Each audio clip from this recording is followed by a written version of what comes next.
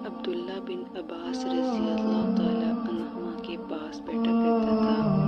وہ مجھ کو خاص اپنے تخت پر بٹھاتے۔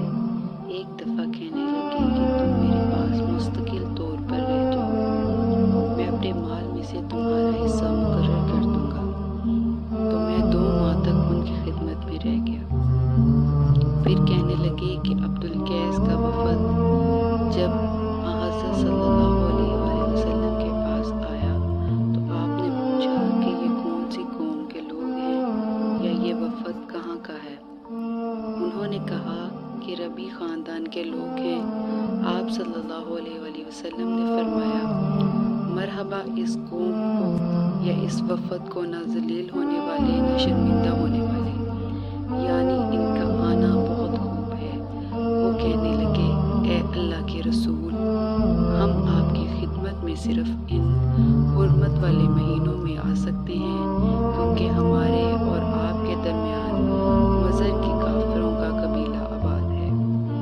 بس آپ ہم کو ایک ایسی قطعی بات بتلا دیجیے جس کی خبر ہم اپنے پچھلے لوگوں کو بھی کر دیں جو یہاں نہیں آئے، اور اس پر عمل درآمد کر کے ہم جنت میں داخل ہو جائیں۔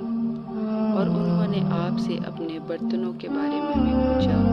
آپ صلی اللہ علیہ وآلہ وسلم نے ان کو 4 باتوں کا حکم دیا اور 4 قسم کے برتنوں کو استعمال میں لانے سے منع فرمایا۔ ان کو حکم دیا کہ ایک اکیلے خدا پر ایمان لاؤ۔ پھر آپ صلی اللہ علیہ وسلم نے پوچھا کہ جانتے ہو ایک اکیلے خدا پر ایمان لانے کا مطلب کیا ہے؟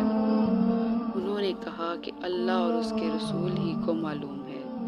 آپ نے فرمایا کہ اس بات کی گواہی دینا کہ اللہ کے سوا کوئی معبود نہیں، اور یہ کہ حضرت محمد صلی اللہ علیہ وآلہ وسلم اس کے سچے رسول ہیں، اور نماز قائم کرنا اور زکوٰۃ ادا کرنا اور رمضان کے روزے رکھنا اور مال غنیمت سے جو ملے اس کا 5واں حصہ مسلمانوں کے بیت المال میں داخل کرنا، اور 4 برتنوں کے استعمال سے آپ صلی اللہ علیہ وآلہ وسلم نے ان کو منع فرمایا۔